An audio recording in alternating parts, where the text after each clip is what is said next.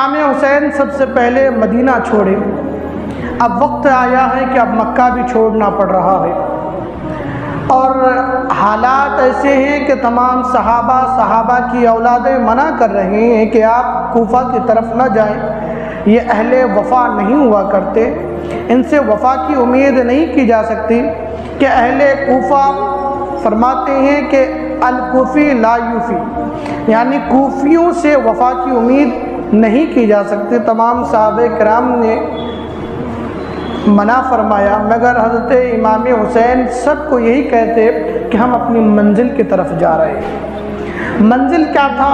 کربلا میں شہید ہونا ہے۔ محترم سامعین، حضرت امام حسین رضی اللہ تعالیٰ عنہ مدینہ چھوڑے، اب مکہ چھوڑنے پر راضی ہو گئے، اب مکہ چھوڑ کر اب کوفہ کی طرف رواں ہے۔ ایسے کئی مقامات آئے جہاں پر کئی صحابہ ملے، کئی صحابہ کی اولادیں ملی، تمام نے کہا امام کہاں کا ارادہ ہے؟ ایک مقام آتا ہے کوہ ذی حشم، جب کوفہ کی طرف جا رہے تھے تو مقام کوہ ذی حشم پر پہنچے تو وہاں پہ ایک شخص سے ملاقات ہوتی ہے جن کا نام عبداللہ بن مطیع ہوتا ہے۔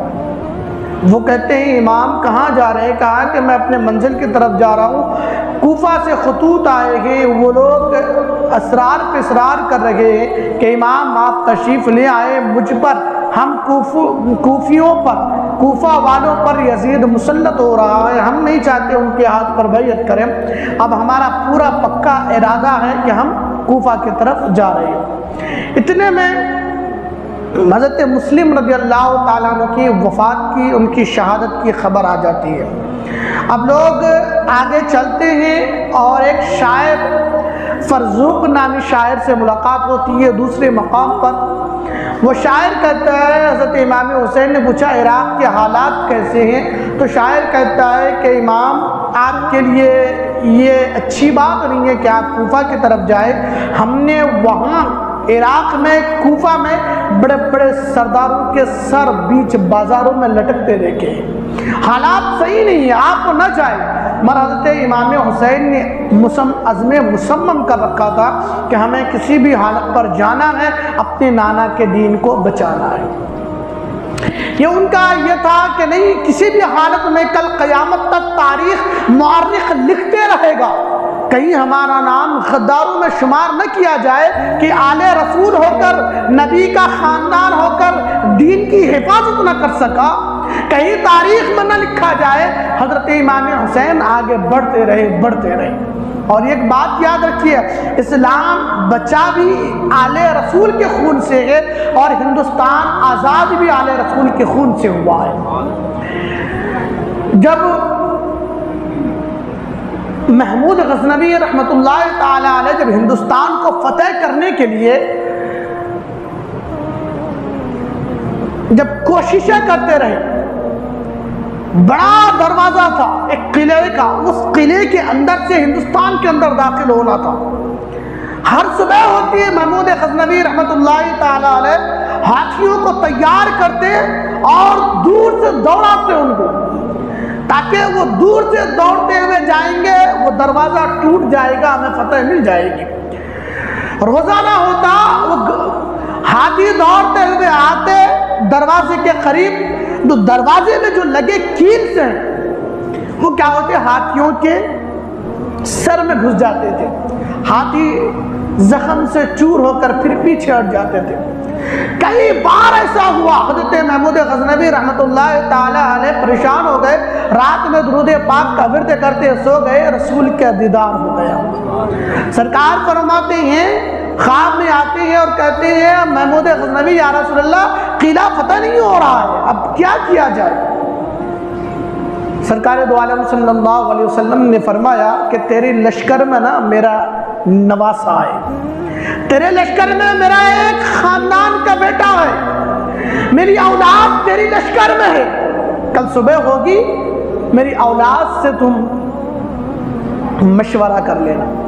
جب صبح ہوئی، لوگوں میں ڈھونڈا تو پتہ یہ چلا کہ دو رسول کے گلاب اس لشکر میں مہک رہے تھے۔ پوچھا کہ آپ آل رسول ہیں؟ میں جانتا نہ تھا، معاف کیجئے گا، محمود غزنوی فرماتے ہیں کہ مجھے ایک مشورہ تجویز دیجئے، مشورہ بتائیے کہ قلعہ کو فتح کس طرح سے کیا جائے۔ تو وہ آل رسول کہتی ہیں کہ سپہ سالار اگر ہم مشورہ دیں گے آپ مانیں گے؟ کہا کہ بالکل آپ آل رسول ہیں، آپ کا حکم سر آنکھوں پر رہے گا۔ کہا بالکل مانیں گے، اپنے وعدے پہ پکے؟ انہوں نے کہا ہاں بالکل وعدے پہ پکے ہیں۔ حضرت محمود غزنوی رحمۃ اللہ تعالی علیہ کو مشورہ دیتے ہیں وہ دو آل رسول، کل جب صبح ہوگی نا، جب ہاتھیوں کو تیار کریں گے فتح کرنے کے لیے، تو ہم دونوں بھائیوں کو نا ہاتھیوں کے سینگ میں باندھ دیجئے گا، ہاتھیوں کے سینگ میں باندھ دیجئے گا، اور جب وہ دیوار کی طرف چلیں گے تو دیوار کی کیل ہمیں چبھے گی، ہاتھیوں کو نقصان نہ ہوگا۔ جب ہاتھیوں کو نقصان نہ ہوگا بار بار کوشش کریں گے، قلعہ فتح ہو جائے گا۔ اور اتنا خطرناک مشورہ تھا، حضرت محمود غزنوی رحمۃ اللہ تعالی سہم گئے، کہنے لگے آپ کیا فرما رہے ہیں؟ کل قیامت کے دن اگر رسول نے پوچھ لیا میرے بیٹوں کا خون بہایا تو میں کیا جواب دوں گا؟ تو انہوں نے کہا کہ محمود غزنوی آپ نے وعدہ کیا ہے، وعدے پہ قائم رہنا ہے۔ بہرحال وہی ہوا کہ محمود غزنوی رحمۃ اللہ تعالی علیہ صبح ہوئی تو دونوں بھائیوں کو سینگ میں باندھ دیتے ہیں، اور ہاتھی جس طرح سے دوڑتے ہوئے آتے تھے، دوڑتے ہوئے چنگاڑتے ہوئے دروازے کے قلعے کی طرف آئے، اور جو کیل تھے ان آل رسول کے جسم میں پیوست ہو گئے، اور ہاتھی اس دروازے کو توڑتا ہوا چلا گیا، ہندوستان کو فتح کر لیا گیا۔ تو ہندوستان کے فتح ہونے بھی آل رسول کا خون بہا ہے، اس مٹی کو سینچا گیا ہے آل رسول کی خون سے، اور اسلام کی جو یہ ہریالی نظر آ رہی ہے یہ بھی آل رسول کی خون سے سینچا گیا ہے۔ میدان کربلا میں حضرت امام حسین رواں دواں ہے، بار بار مقامات پر لوگ آتے گئے پوچھتے گئے امام نہ جائے، کوفہ صحیح نہیں ہے۔ آگے مقام پہ نینوا تک پہنچے، ایک مقام نینوا آتا ہے، وہاں تک پہنچے تو حر بن یزید 1000 لشکر کا سپہ سالار بن کر آ گیا، سامنے کھڑا ہو گیا۔ حضرت امام حسین سے مشاورت ہونے لگی۔ امام حسین نے کہا کس لیے آئے ہو؟ حر بن یزید کہتے ہیں کہ مجھے یہ کام پہ مامور کیا گیا ہے کہ آپ کو عبید اللہ بن زیاد کے دربار پہ پہنچایا جائے۔ کس لیے؟ اس لیے کہ آپ یزید کی بیعت کر لیں۔ امام حسین نے فرمایا یزید کی بیعت کرنا ہوتا تو میں مدینے میں نہ کر لیتا، یزید کی بیعت کرنا ہوتا تو میں مکے میں نہ کر لیتا، تو پھر کوفہ میں آ کے یزید کی بیعت کرنا۔ امام حسین علیہ السلام نے کہا کہ اب دوسرا سوال بتاؤ، یہ تو نہیں ہو سکتا۔ یہ حر بن یزید نے کہا نہیں، آپ کو عبید اللہ بن زیاد تک جب تک نہ پہنچاؤں جب تک میں آپ کا ساتھ نہ چھوڑوں۔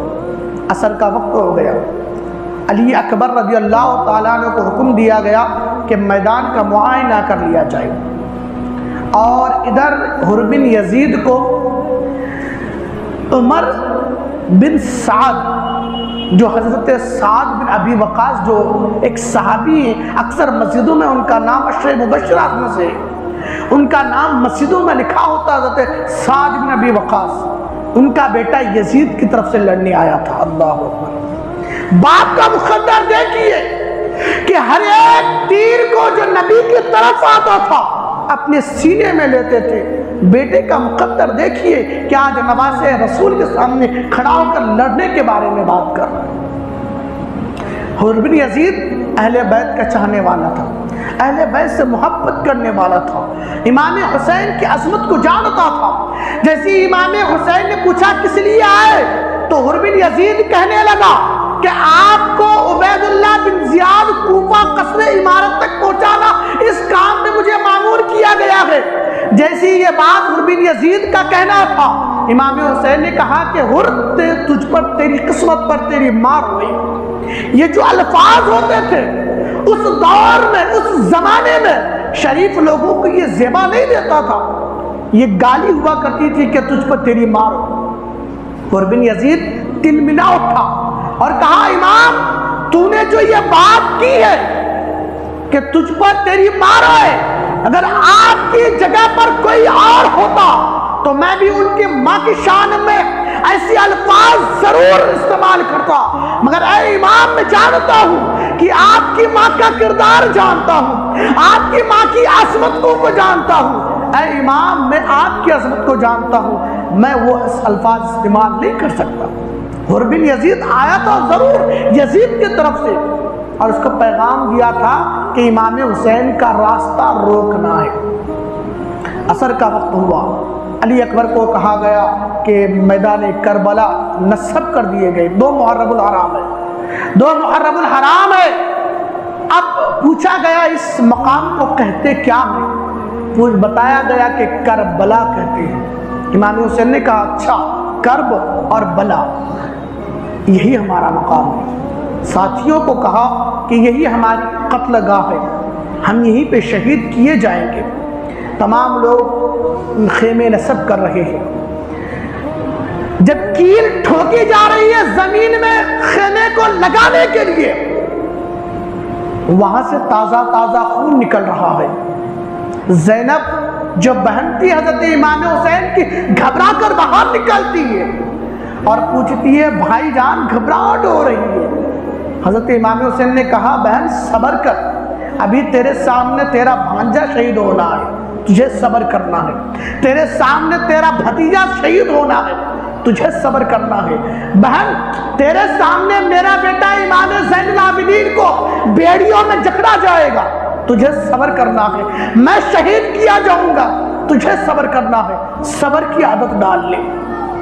حضرت امام حسین علیہ السلام بہن کو سمجھا رہے، تازہ تازہ خون ہے۔ حضرت علی اکبر کو کہا کہ میدان کا معائنہ کراؤ تو میدان کیسا ہے۔ حضرت علی اکبر اذان کے لیے میدان کا معائنہ کرنے لگے تو دیکھتے ہیں ایک اجنبی بوڑھی عورت، دیکھ رہے ہیں کہ کربلا کی مٹیاں صاف کر رہی ہے۔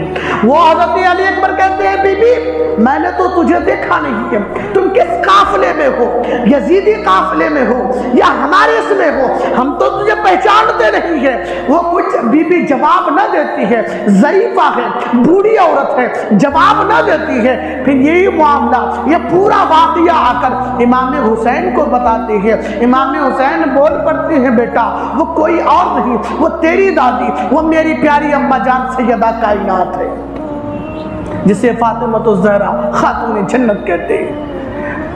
وہ مجھ سے بڑا پیار کرتی تھی، وہ مجھ سے بڑا پیار کرتی تھی، میرے نانا بڑے پیار کرتے تھے۔ جب میں نانا کے اوپر سوار ہو گیا تھا نا، نانا نے اس لیے سجدے کو طول دے دیا، نانا نے اس لیے سجدے کی تسبیح کو بڑھا دی کہ میں کہیں گر نہ جاؤں۔ اتنا محبت کرتے تھے، 1 فٹ اوپر سے نیچے گرنا میرے نبی کو پسند نہ تھا۔ تو یہ وقت ہے آج 4 فٹ اوپر سے نیچے زمین میں گرنا ہے، کنکریاں میں پتھر ہے، کہیں مجھے تکلیف نہ دے، اس لیے میری ماں اس کو صاف کر رہی ہے۔ محترم سامعین، حضرت علی اکبر نے اذان پڑھی، امامت اقامت ہو چکی ہے، حضرت امام حسین اپنی فضیلت بتا رہے ہیں، عظمت بتا رہے ہیں۔ اس کے بعد خطبہ دیا، کہا کہ حر اپنی جماعت الگ بناؤ گے یا میرے پیچھے ہی نماز پڑھو گے؟ حر بن یزید نے کہا کہ آپ امامت کیجئے، میں آپ کی اقتداء کر لوں گا، میں آپ کے پیچھے نماز پڑھ لوں گا۔ واہ مسلمان، جس امام کے پیچھے نماز پڑھتے اور اسی امام کے پیٹھ میں چھرا گھونپتے، یہ یزیدیوں کا کام ہے۔ آج بھی ہمارے مسجدوں مساجد کے ائموں کے ساتھ ایسا ہی کیا جاتا ہے، ایک وقت کی نماز پڑھتے ہیں امام کے پیچھے، بعد میں اسی امام کی برائی زمانے میں کرتے پھرتے ہیں۔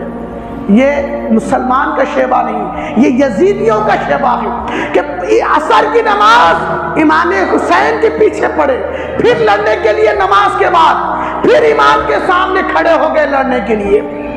یہ مسلمانوں کا کام ہے، یہ تو یزیدیوں کا کام ہے، اور یہی شیوہ آج کل کے مسلمانوں میں ہے۔ اماموں کی قدر بھول گئے ہیں، اماموں کی قدر کو اپنے پاؤں تلے روک دیا گیا ہے۔ اماموں کو اور قرآن پاک نے صریح الفاظ میں اس کی یہ کی ہے کہ یوم ندعو کل اناس بامامہم، جو آج جس امام کے ساتھ محبت کرتا ہے کل قیامت کے دن اسی امام کے ساتھ اٹھایا جائے گا۔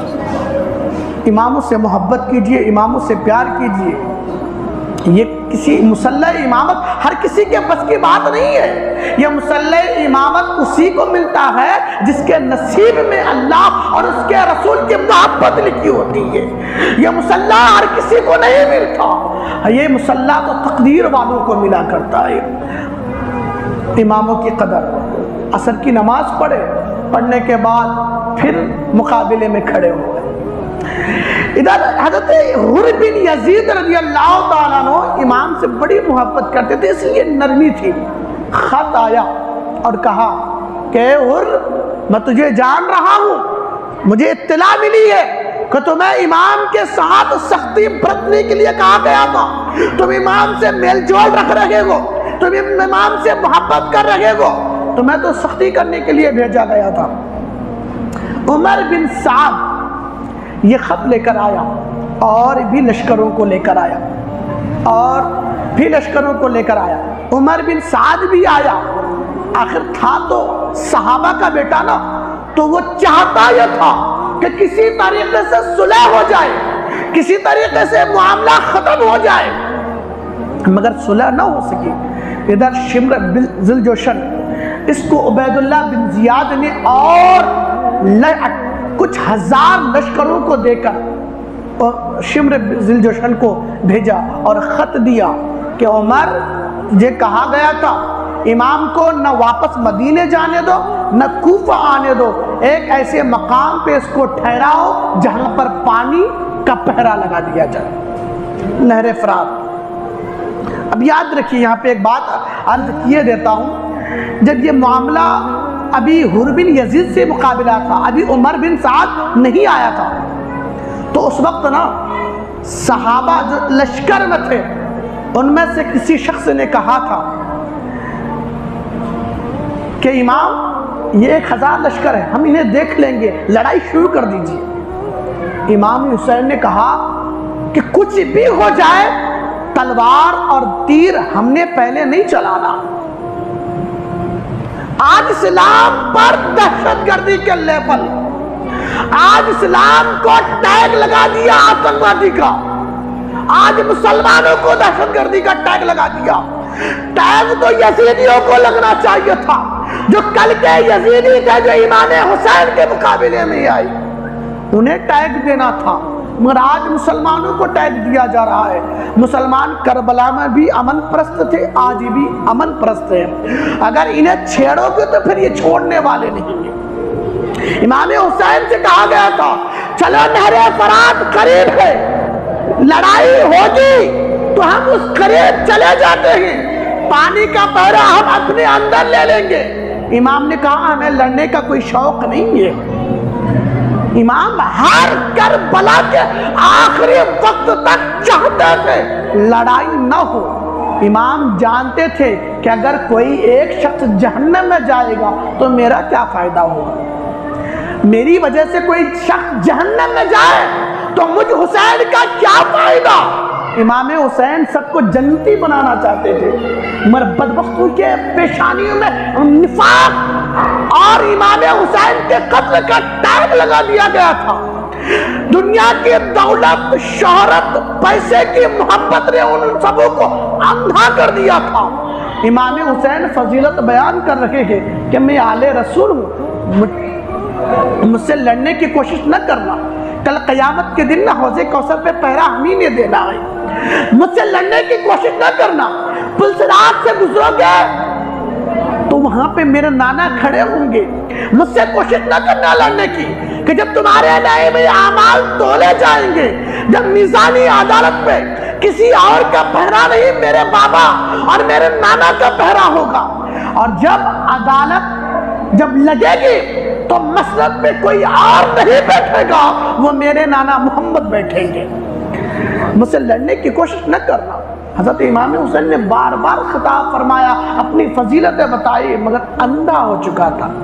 آج بھی ہمارے مسلمان اندھے ہو چکے، آنکھوں میں نشہ پیسوں کا، دولت کا اور دنیا داری کا لیول لگ چکا ہے ہماری آنکھوں میں. ہمیں کچھ اتنے دردناک واقعات ہمارے اسلاف کے ساتھ ہوئے ہیں مگر ہم ان کو پڑھتے بھی نہیں ہیں، سنتے بھی نہیں ہیں، نہ اس پہ عمل کی توفیق ہوتی ہے.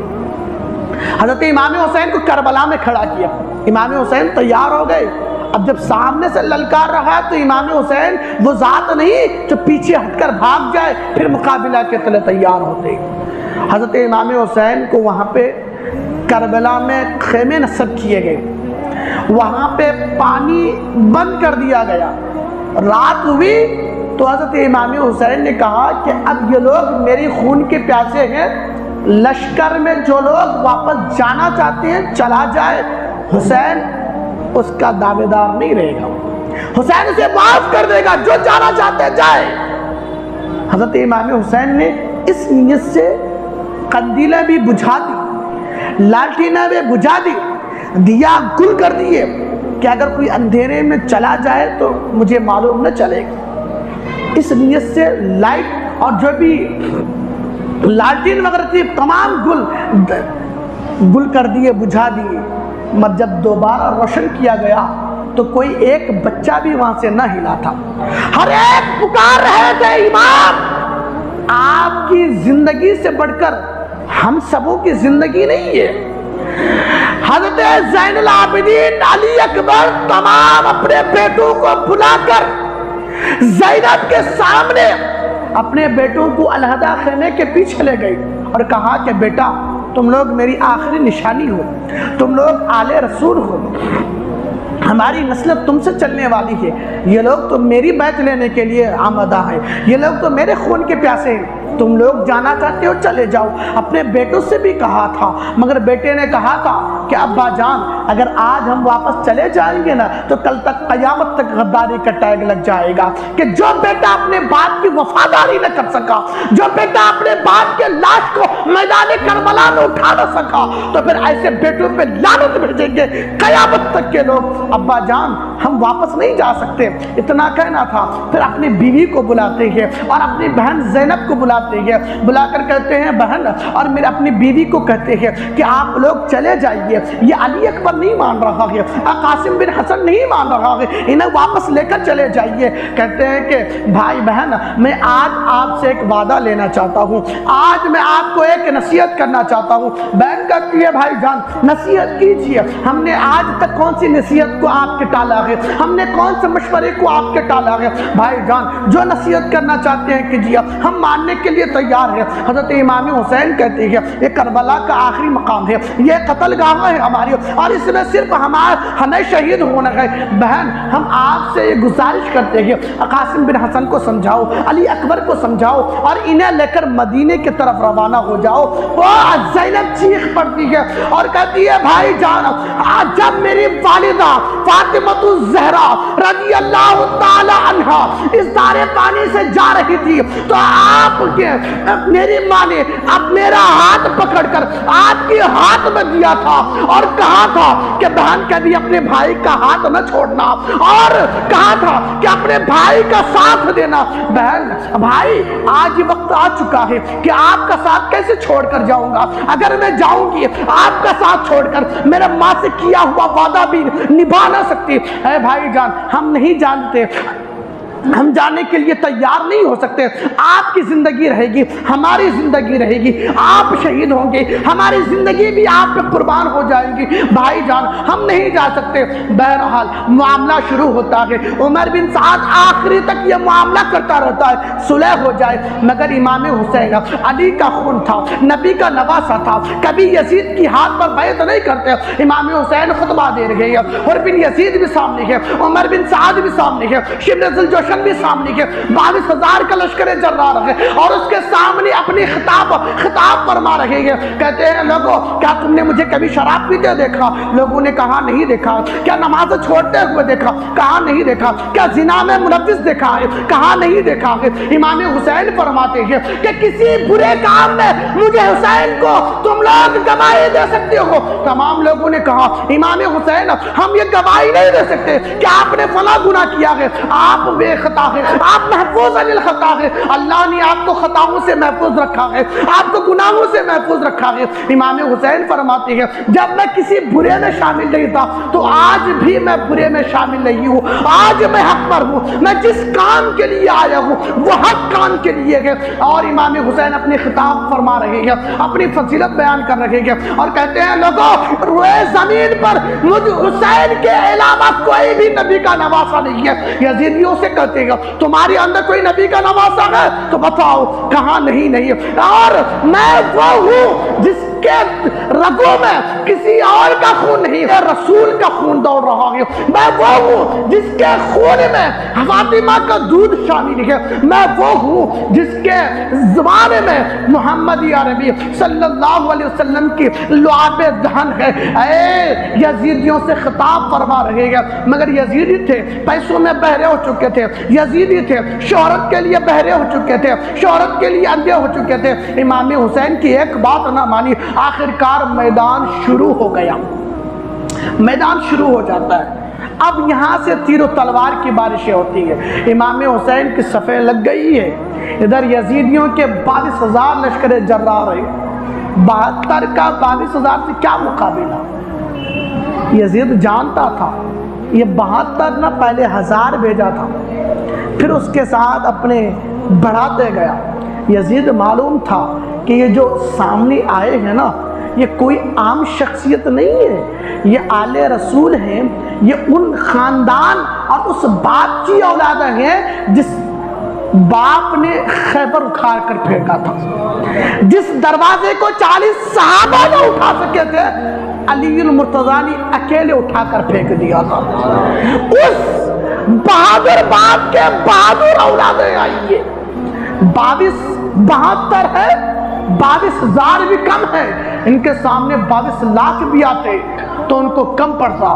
حضرت امام حسین گشت کر رہے ہیں، معائنہ کر رہی ہے، غیب سے آواز آتی ہے حسین میں تقدیر ہوں بچ جا۔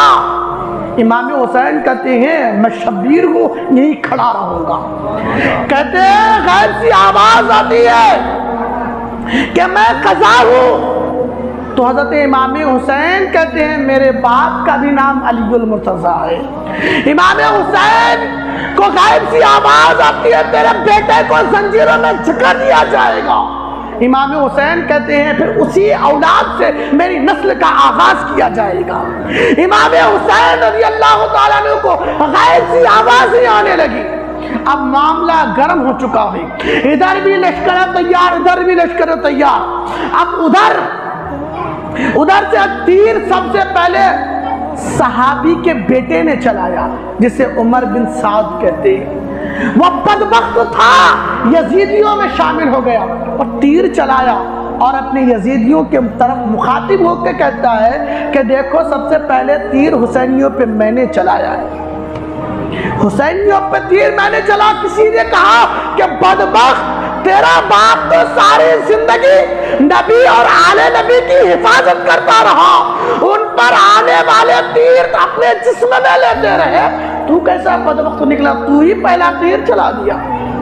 پھر یہاں سے معاملہ شروع ہوتا ہے، اللہ سبحانہ و تعالیٰ کے پیارے محمد کے پیارے نواسے، لڑائی کا اب آغاز ہوتا ہے، اب تلواریں نکال لی جاتی ہیں، بھالے نکال لیے جاتے ہیں۔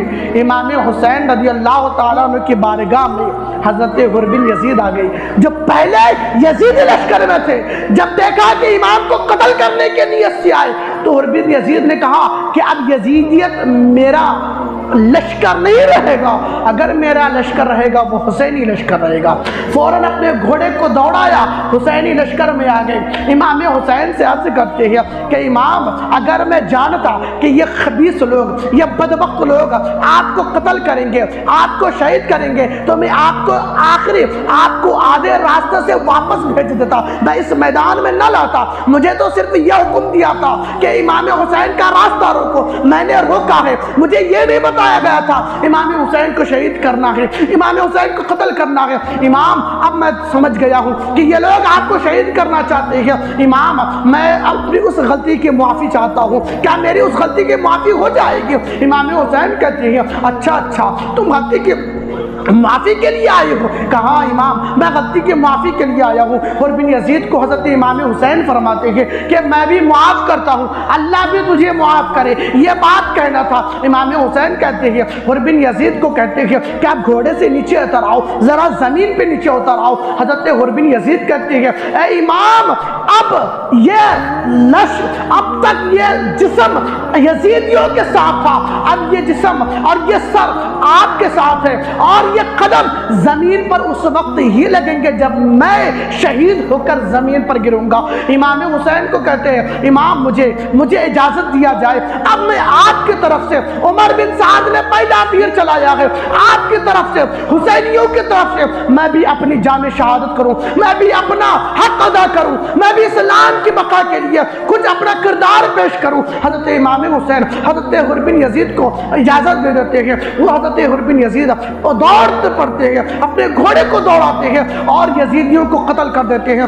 ایک وقت آتا ہے حضرت حر بن یزید شہید ہو جاتے ہیں۔ اب یہاں سے حسینیوں کا شہید شہادت کا سلسلہ شروع ہو جاتا ہے۔ ایک وقت آتا ہے حضرت امام تمام کی شہادت ہوتی جاتی ہے، تمام لوگ شہید ہوتے جاتے ہیں۔ ایک وقت آتا ہے امام قاسم بن حسن تشریف لاتے ہیں، حضرت امام حسین کی بارگاہ میں عرض کرتے ہیں امام اب مجھے اجازت دیجئے، علی اکبر کی جوانی چلی جا رہی ہے، عباس علمبردار کا بازو کٹ گیا ہے اور حضرت حر بن یزید شہید ہو گئے ہیں اور بھی دیگر صحابہ شہید ہو رہے ہیں۔ ادھر سے ایک آواز آتی ہے، کہتے ہیں کہ حسین بزدل ہو گیا ہے، حسین ڈر گیا ہے، حسین خوف زدہ ہو گیا ہے۔ لوگ کہتے ہیں، ادھر سے آواز آتی ہے یزیدیوں کی طرف سے، یزید یہ کہہ رہے ہیں کہ ابھی تو ان کے خاندان کا کوئی ابھی کٹا نہیں ہے، ان کے خاندان کا کوئی شہید نہیں ہوا ہے، ابھی تو حر بن یزید شہید ہوئے، اس لیے حسین کو کوئی تکلیف نہیں ہو رہی ہے، اس لیے حسین کو کوئی خوف نہیں ہو رہا ہے۔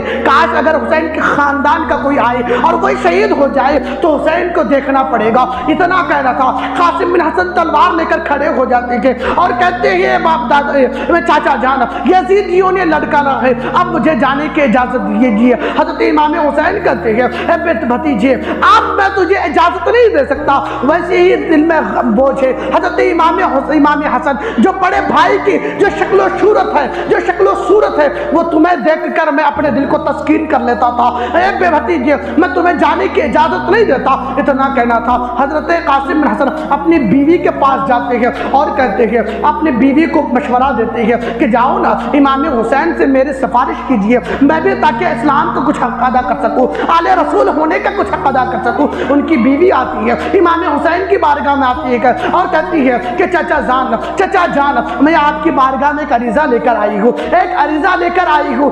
چچا جان کہتے ہیں بولو بیٹی کیا معاملہ ہے؟ حضرت امام حسین سے اور ان کی بہو کہتی ہے، قاسم بن حسن کی بیوی کہتی ہے کہ چچا جان ہم یہ چاہتے ہیں اور قاسم بن حسن یہ چاہتے ہیں کہ وہ آپ پر اپنی جان کو فدا کر دے، آپ اجازت دے دیجئے۔ یہ کہہ کر حضرت امام حسین رضی اللہ تعالیٰ عنہ سے یہ بات کہہ کر ان کی بیوی اپنے خیمے میں چلے جاتی ہے، رضامندی ہو جاتی ہے، قاسم بن حسن تیار ہو جاتے ہیں، حضرت امام حسین بھی بھیجنے کے لیے تیار ہو جاتے ہیں، پھر دونوں مل کر ان کی بیوی کی بارگاہ میں جاتے ہیں، ان کے خیمے میں جاتے ہیں اور کہتے ہیں کہ آخری سلام پیش کرنے کے لیے جاتے ہیں اور کہتے ہیں آخری سلام لے لیجئے۔ ان کی بیوی کہتی ہے امام آپ نے اجازت دے دی ہے، اب مجھے